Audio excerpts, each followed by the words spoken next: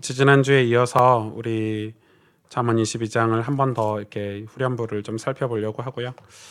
앞으로 제가 그 금요일에 공석일 때는 우리 전사님들이 그 새생명 새생활 우리 기본 양육 교재를 여러분에게 이렇게 강해를 이 말씀을 좀 나눠줄 거라서 좋은 시간들이 되지 않을까 이렇게 생각을 합니다. 여러분 기도해 주셔서 일본의 사역을 잘 다녀왔고요.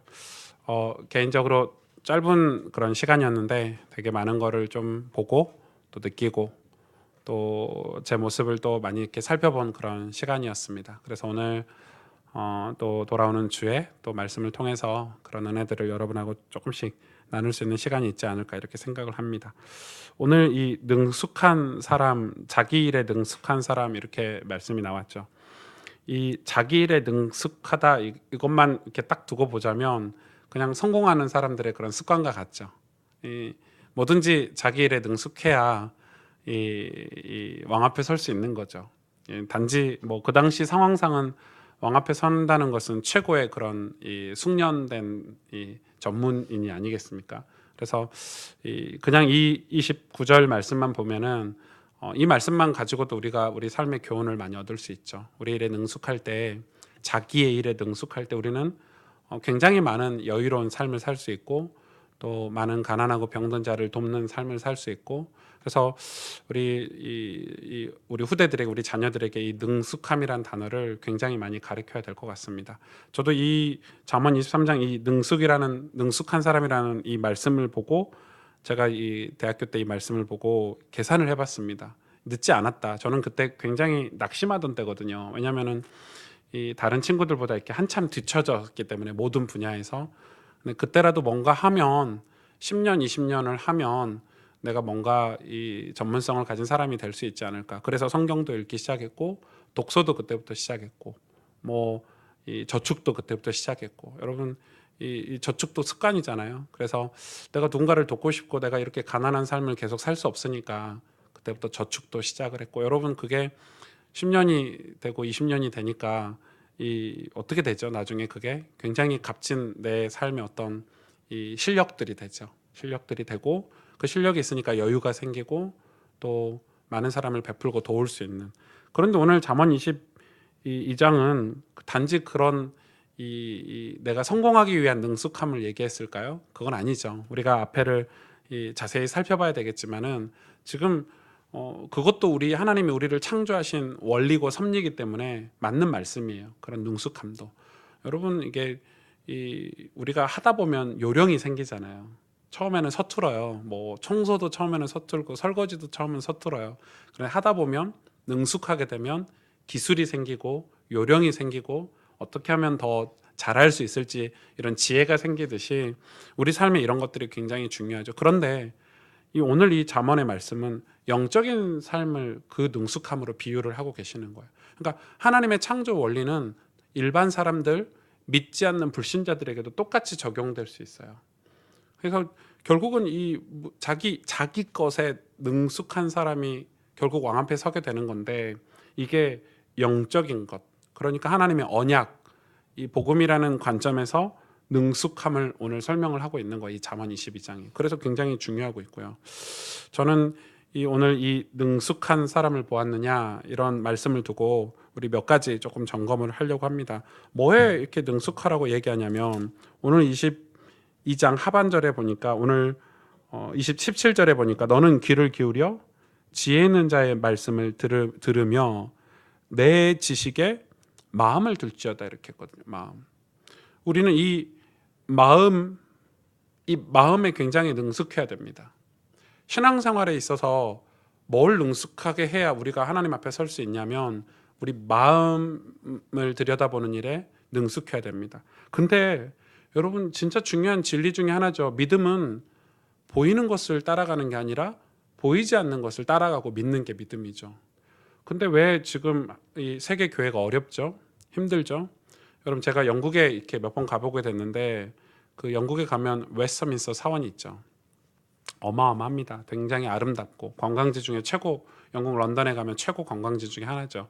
이 웨스트민스터 사원은 이 영국 국교회에서 이제 영국 국교회 성당이죠, 성전이죠. 근데 뭐 그게 뭐 의리의리하죠. 근데 그 앞에 이 감리교 이 존 웨슬레 목사님, 우리 잘 아시죠? 웨슬레 목사님, 감리교를 창시한 존 웨슬레 목사님 사망한 지 100주년 기념교회가 앞에 있어요. 바로 앞에. 교회가 얼마나 의리해요. 그 교회는 이 감리교 교회니까 실제 교회예요. 이 웨스트민스터 성당은 뭐 이 성전은 그냥 관광지라면 여긴 교회인 거예요. 근데 의리의리해요 거기도. 제가 기회가 돼서 거기 예배하는 모습을 이렇게 예배드리러 이렇게 갔더니 여러분 그 큰 성전 진짜 뭐 이렇게 말로 닿을 수 없는 화려한 성전에 한 60분? 제가 뭐 숫자를 정확히 세보지 않았지만 한 60명 정도 이렇게 앉아 계시는데 예배 시간 내내 조시더라고요. 그냥 졸다가 가는 거예요. 그러니까 눈에 보이는 거를 쫓으면요 그런 결과가 나타나는 거예요. 여러분 중세교회가 이 각 나라별로 이 경쟁이 붙었어요. 교황들이 각 나라의 교황들이 있잖아요. 저쪽 이 뭐 스위스에서 성전을 건축을 했어요. 그러면 100m짜리 성전을 건축했으면 이 독일에서는 우리 101m짜리 성전을 짓자. 첨탑을 101m까지 이런 경쟁이 중세 때 있었거든요. 왜냐면 그게 자존심인 거예요. 그렇게 건물을 쫓다가 뭘 놓쳤죠? 영혼을 놓쳤죠. 보이지 않는 것을 놓쳤어요. 천국도 놓치고 하나님의 은혜도 놓치고 성령의 역사도 놓치고 보이지 않는 걸 다 놓쳤죠. 여러분 우리가 눈에 보이는 걸 쫓으면 우리 인간은 눈에 보이지 않는 것을 잃어버리게 돼 있어요. 그래서 믿음은 뭐냐면 눈에 안 보이는 것을 쫓아가는 거예요. 보이지 않는 걸 쫓는 게 믿음이에요. 그래서 어려워요 믿음이. 그래서 신앙생활이 어려운 것 같아요. 그런데 이 보이지 않는 걸 쫓아가는 게 어디서 오는 거예요? 우리 마음에서 오는 거죠. 그래서 뭐가 능숙해야 되냐면 자꾸 보이지 않는 것을 쫓아가는 이 마음에 능숙한 신앙인이 진짜 믿음이에요. 근데 이제 이 마음을 들여다보고 마음을 점검하는 게 굉장히 어려운 시대가 돼요. 갈수록. 왜? 눈에 보이는 게 더 화려하고 대단하고 그러다 보니까 우리 마음을 이렇게 들여다보는 게 굉장히 어렵게 돼요. 여러분 교회도 그렇잖아요. 교회도 그렇잖아요. 저도 이렇게 목회를 하고 있으니까 이게 얼마나 어렵다는 걸 저는 이 개척하기 전부터 늘 다짐했던 사람인데 내가 우리 교회 성도들의 영혼을 사랑하고 마음을 들여다보고 이게 늘 다짐하고 늘 매일 일기를 쓰고 결단한 사람인데도 그게 잘 안 될 때가 있다니까요. 왜냐하면 눈에 보이는 것도 해야지 뭐 이렇게 돼요. 그러니까 눈에 보이는 것도 중요하지 이렇게 된다니까요. 이 얼마 전에 그 신학생들이 저희 교회를 왔어요. 이 교회를 이렇게 견학 탐방 이렇게 왔단 말이에요. 제가 뭐 정신이 요즘 하나도 없으니까 만날까 말까 하다가 이렇게 왔길래 이렇게 만나게 됐어요. 만나서 이렇게 저한테 뭐 질문도 하고 뭐 이런 식이에요. 근데 그 친구들이 이렇게 질문하는데 되게 질문들이 제 마음에 딱 거슬렸어요. 뭐 목사님 이렇게 뭐 개척해서 이렇게 부흥한 비결이 뭡니까? 뭐 주로 이런 식이죠. 응답받은 비결이 뭡니까? 뭐 이런 걸 질문해요. 제가 되게 거슬러 가지고 그 친구들에게 이렇게 대래 물었어요. 답변 안 하고 제 입장에서 한참 까마득한 선배 아닙니까? 제가 물었어요. 혹시 그 전사님들 그 성경을 진실하게 일독은 한번 해봤냐고. 이 친구도 갑자기 동문서답 제가 이야기를 하니까 갑자기 뭐 성경을 진실하게 일독했냐고 하면 진실하게 한번 물어보는 거예요. 제가 물어봤어요. 이렇게 물어봤더니 정말 놀랍게 한 명도 없어요. 전 기절, 초풍, 난리 부르스를 그날 쳤죠. 그래서 이제 제가 약간 한 명도 없길래 한두 명은 있겠지 했는데 한 명도 없길래 제가 되게 이렇게 마음에서 여러분 지금 그 교회가 뭐 이렇게 성장하고 뭐 부흥하고 이런 게 중요한 게 아니라 그런 비결이 중요한 게 아니라 여러분 뭘 믿고 있냐? 여러분 예수 그리스도를 정말 믿고 있냐? 하나님을 정말 믿고 있냐? 그러면 하나님이 여러분에게 주신 말씀을 진실하게 진지하게 일독을 다 하지도 않고 어떻게 목회를 하려고 하느냐? 가서 이런 데 돌아다니지 말고 뭐 어디 교회 부흥했다고 돌아다니지 말고 어디 산속에 들어가 성경이나 좀 읽어라. 신학생 때. 제가 너무 그게 무게 있게 얘기해 가지고 여러분 우리가 눈에 안 보이는 것을 쫓아야 되는데 왜냐하면 성경 읽고 있으면 답답하거든요. 눈에 안 보여요 이게 무슨 답이 있냐 인생에. 성경 읽으면 무슨 차가 나옵니까? 집이 나옵니까? 다들 이렇게 생각을 하는 거죠. 두 번째 보니까 그래서 이걸 뭐라고 그래요? 18절에 보니까 이것을 내 속에 보존하며 이렇게 얘기하고 있죠. 여러분 우리가 눈에 안 보이는 것을 우리 속에 우리 마음에 보존해야 되는 거죠. 그리고 두 번째는 뭐냐면 뭐 어떤 것에 능숙해야 되냐면 19절 보세요. 내가 내게 여호와를 의뢰하게 하려 하여 이렇게 얘기하고 있어요. 그러니까 이 잠언을 쓴 이유는 저와 여러분이 여호와를 의뢰하도록 만들기 위해서 이 잠언을 썼다는 거예요. 그러니까 이거에 능숙해야 돼요. 우리가 마음을 지키고 우리가 보이지 않는 것을 쫓아갈 수 있는 유일한 우리의 방법은 우리가 여호와를 의뢰하는 거예요. 그러니까 여호와를 의뢰하는 일에 우리가 능숙해야 돼요. 그러니까 이 신앙은 여러분 이 성경이라는 지식이 아니에요. 성경을 아무리 읽어도요 감동 감화가 없으면 그냥 책이에요. 죄송하지만 성령의 역사가 없으면 책이에요. 여러분 그러니까 여러분 철학자들이 그렇게 성경을 많이 읽고 그래도 그냥 복음이 안 깨달아지고 은혜가 안 되는 거예요. 중요한 것은 우리의 신앙의 균형인데 우리가 말씀을 읽고 성경을 읽지만 말씀을 듣지만 여호와를 의뢰하는 하나님하고 살아있는 관계가 없으면 우리에게는 은혜는 없어요. 성령은 부르짖는 자에게 주시는 것이고 간구하는 자에게 주시는 거예요. 그렇기 때문에 의뢰해야 돼요. 의뢰해야 돼요.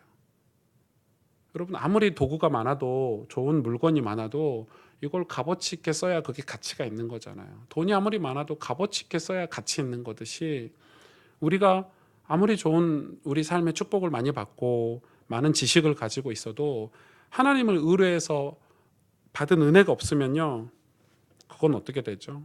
그래서 이 의뢰라는 단어는 무슨 단어하고 똑같은 단어죠? 경외하고 똑같은 단어예요. 그러니까 신앙은 뭐예요? 경외는 무슨 뜻이죠?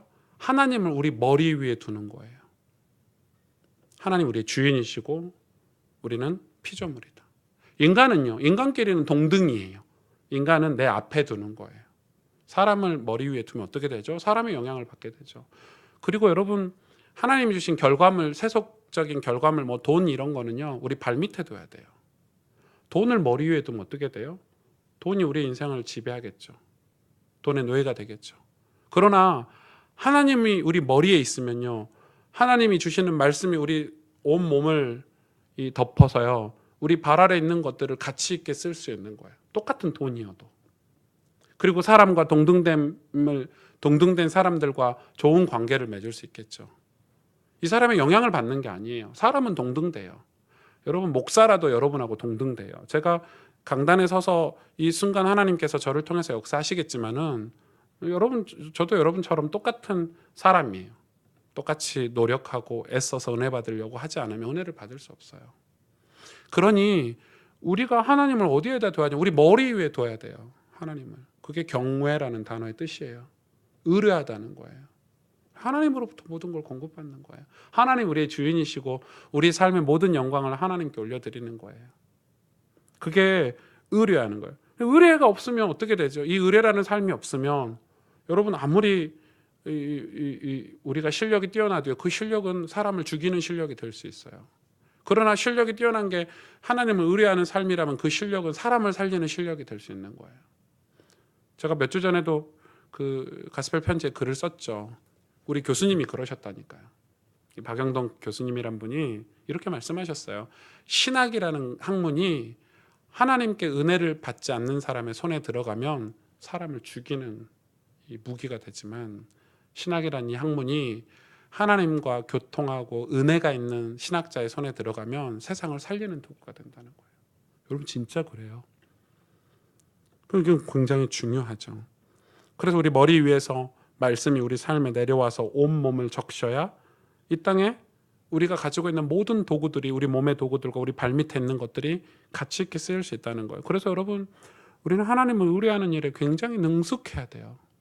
하나님을 찾고 하나님을 경배하고 우리 모든 사건 속에서 하나님이 주인이시구나 왕이시구나 하나님이 뭘 원하고 뜻하실까 이걸 늘 생각해야 되는 거예요. 그렇죠? 이게 얼마나 어려운 신앙이에요. 우리는 조금만 기분 나빠도 하나님 내 머리에 안 계시잖아요. 그렇죠? 조금만 응답을 받아도 뭐 회사 승진만 해도 하나님 내 머리에 안 계시거든요. 그 순간에 내가 올라가잖아요. 그죠? 돈이 올라가고 명예가 올라가고 머리 위에. 그러니 우리 인생이 어떻게 되겠어요? 세 번째는 22절에 보니까 그러면서 이런 적용의 말씀을 하고 계시죠. 약한 자를 21절이 이제 하나님을 경외할 때 어떻게 되죠? 20절에 내가 모략과 지식의 아름다운 것을 너를 위해 기록하며 내가 진리의 확실한 말씀을 깨닫게 하며 하나님을 의뢰할 때 진리의 확실한 말씀을 깨닫게 되는 거예요. 이거고 그리고 세 번째 우리가 뭐에 능숙해야 되냐면 22절에 약한 자를 그가 약하다고 탈취하지 말며 공고한 자를 성문에서 압제하지 말라. 이게 뭐예요? 지금 뭐에 우리가 능숙해야 돼요? 이제는 이 우리가 보이지 않는 것을 쫓아가는 신앙생활을 하고 여호와를 의뢰하는 신앙생활을 하다 보면 우리 삶에 변화가 있다는 거예요. 이건 굉장히 중요하죠. 그래서 저는 이 단어를 용기라, 약한 자를 약하다고 탈취하지 말고 공고한 자를 성문에서 압제하지 말라 이렇게 얘기하고 있죠. 이거는 그 당시 문화적으로 봤을 때는 굉장히 어려운 얘기예요. 요즘은 이게 조금 우리에게 안 와닿을 수 있는데 그 당시에는 부족 국가고 이 서로 탈취하고 싸우면은 당연히 전쟁의 그 전리품으로 남의 걸 뺏어오는 게 문화적인 거예요. 근데 그 약한 자 거를 뺏어오지 않고 탈취하지 않는 것은 이게 그 당시로 말하면 지금으로 말하면 뭐 어떻게 표현이 그게 맞는 건지 모르겠는데 내가 어디 가서 이렇게 이렇게 뭐 게임 같은 거 하고 이겼는데 아무것도 안 가지고 오는 그런 거하고 같은 굉장히 그 당시로서는 이 말씀이 되게 어려운 말씀인데 지금은 조금 이해가 안 가지만은 그런 말씀이에요. 저는 이게 굉장히 중요하다고 생각해요.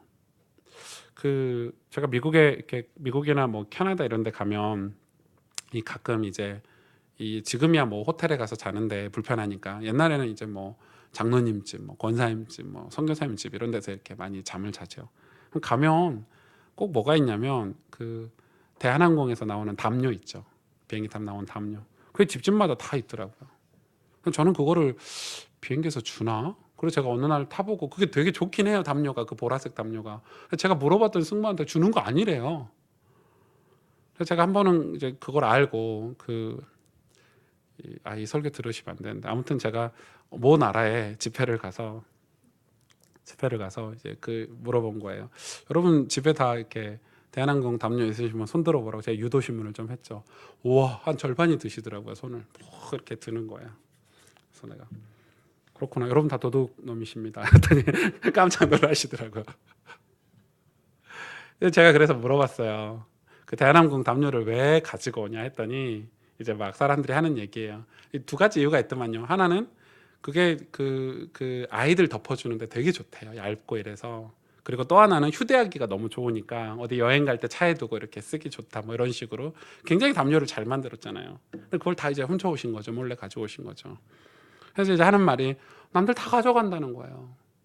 아, 남들 다 가져가면 그리스도인도 가져가도 되는 거구나. 제가 이제 그래놓고 그날 제가 하나님 보이지 않는 곳에서의 그리스도인의 삶이라는 설교를 하면서 그 이야기를 했더니 이제 그 작은 게 안 지켜지는데 어떻게 우리가 그 작은 걸 하나 그게 잘못이고 죄라고 생각이 안 되는데 우리가 어떻게 하나님의 정의를 가지고 공의를 가지고 그리스도인의 삶을 살 수 있냐 했더니 그 집회가 끝나고 이제 마지막 날 아이들 랩런트들 이렇게 나와서 이렇게 포럼을 하잖아요. 포럼을 시키시더라고요. 근데 한 친구가 나와서요. 자기는 이틀 밤 잠을 한숨도 못 잤대. 알고 봤더니 신학생이에요. 자기 집에 갔더니 담요가 3개나 있더래요. 그래서 잠을 한숨도 못 잤대요.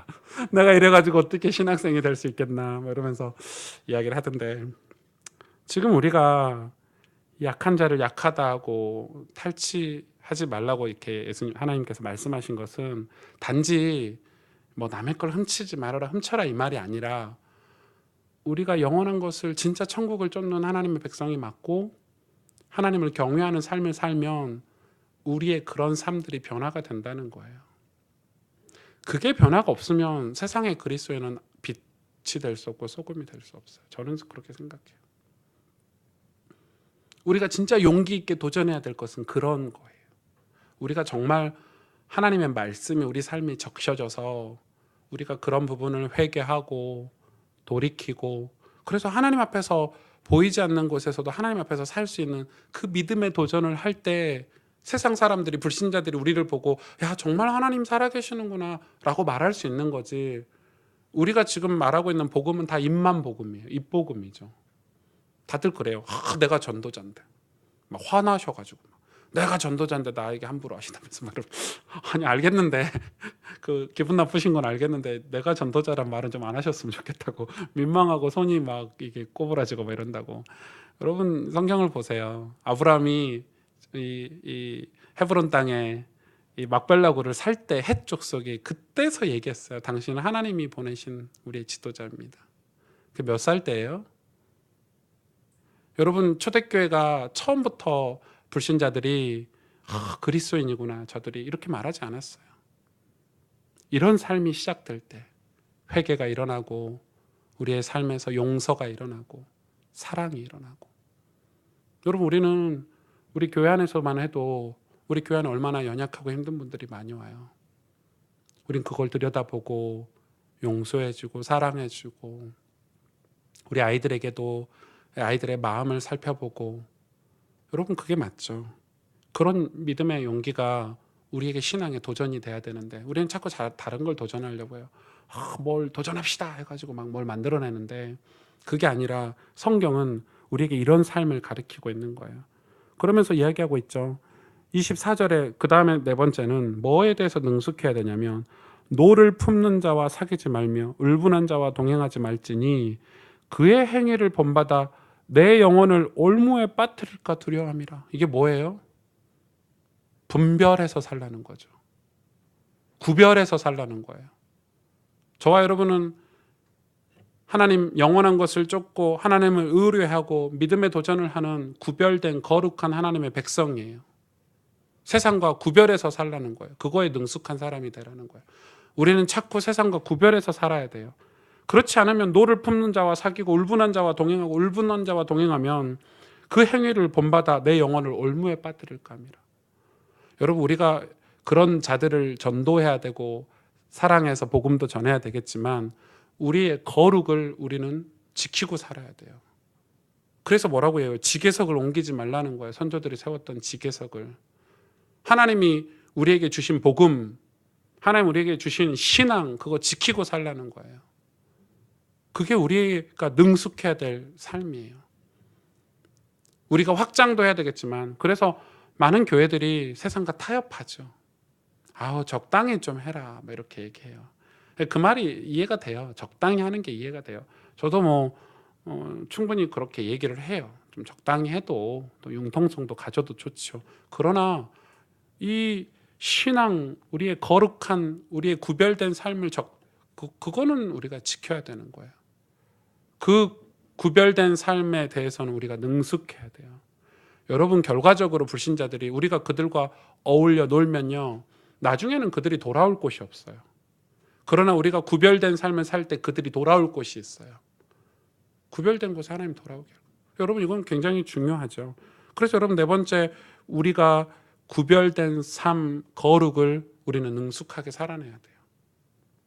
이게 능숙해야 될 오늘 말씀 중에 하나예요. 그래서 신앙의 지계석을 옮기지 않고 지키는 거. 신앙은 지키는 거예요. 하나님 주신 것들을 지키고 내게 주신 은혜를 지키고. 그래 히브리서의 말씀도 나오잖아요. 은혜가 떠내려가지 않도록 돛을 내리고 지키라는 거예요. 영원한 것들을 쫓는 우리의 신앙을 지키라는 거예요. 왜 지키라고 했을까요? 빼앗길 수 있고 지킬 수 없는 환경이 오니까. 여러분 요즘은요 이렇게 주일날 교회 가고 이런 거 이 밖에서는 바보 취급해요. 바보 취급. 지금 시대가 어느 시대인데 교회 가서 눈물 흘리고 기도하고 있냐 막 이런 식이에요. 지금 얼마나 최첨단 시대에 또 이 교회 다니는 사람들도 유튜브에 보면 유명한 목사님들 설교 진짜 많은데 뭐 그런 핫바리 목사 설교, 눈의교회 목사님 뭐 유명하지도 않은데 그런 목사님 설교 듣냐고 뭐 이런 식으로. 그런 시대가 왔어요, 여러분. 그러니까 여러분 우리가 신앙을 지키는 게요. 왜냐면 화려하고 이 어둠의 세력들이 사단이 여러분 우리를 속이는 게 딱 그런 거잖아요. 눈에 보이는 것, 좋은 것. 좋아 보이죠. 좋아 보여요. 그러나 여러분 거기에는 진짜 만족이 없잖아요. 바닷물과 같아요. 바닷물과 파스칼이 얘기한 것처럼 우리 마음에 큰 구멍이 뚫려 있는 것 같아요. 채워보세요. 채워지나. 그걸 하지 말란 말이 아니에요. 해라 하지 말란 말이 아니에요. 쥐가 가는 것 같은. 왜 공사하는가 봐요. 여러분 위에 1층에 카페 생긴대요. 네, 아무튼 뭔 소리 하나 갑자기. 그래서 오늘 말씀을 조금 정리할게요. 우리가 뭐에 능숙해야 돼요? 보이지 않는 것을 쫓아가는 우리의 마음에 능숙해야 되고요. 그걸 지킬 수 있는 마음에 능숙해야 되고, 그리고 하나님을 경외하는, 하나님 우리 머리 위에 두는 의뢰에 능숙해야 되고, 그리고 우리가 충분히 어렵고 가난한 사람을 돕고 살 수 있는, 단지 가난하고 어려운 사람을 도와라 이 말이 아니죠. 우리가 하나님 앞에서 보이지 않는 곳에서 진실되게 살 수 있는 그 용기, 믿음의 용기를 우리 능숙하게 살아내야 되고요. 그리고 뭐예요? 거룩.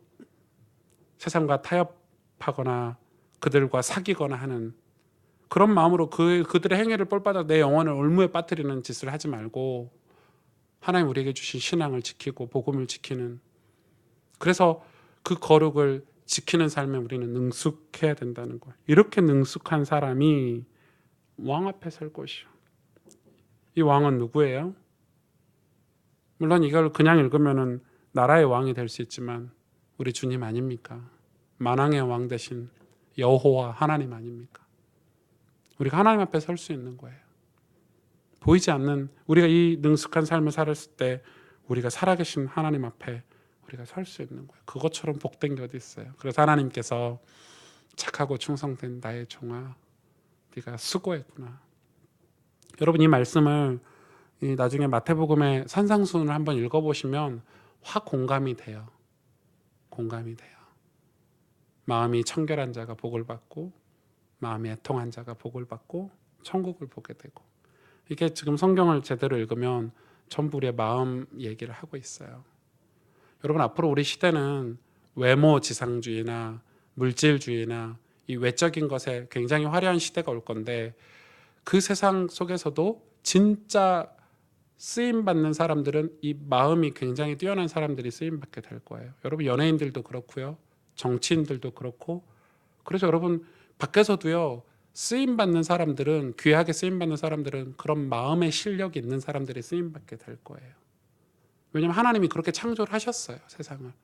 그래서 화려함 속에서 진실된 사람을 찾게 되고, 여러분 이 사업가일수록 이렇게 이익을 취득할 사람일수록 그런 사람을 찾게 될 거예요. 그래서 우리 청년들, 대학생들은 그런 것도 같이 준비를 해야 돼요. 여러분 마음을 컨트롤할 수 있고 이 마음에 하나님이 주신 은혜들을 담아낼 수 있는 그릇도 준비를 해야 되는 거죠. 함께 기도하겠습니다.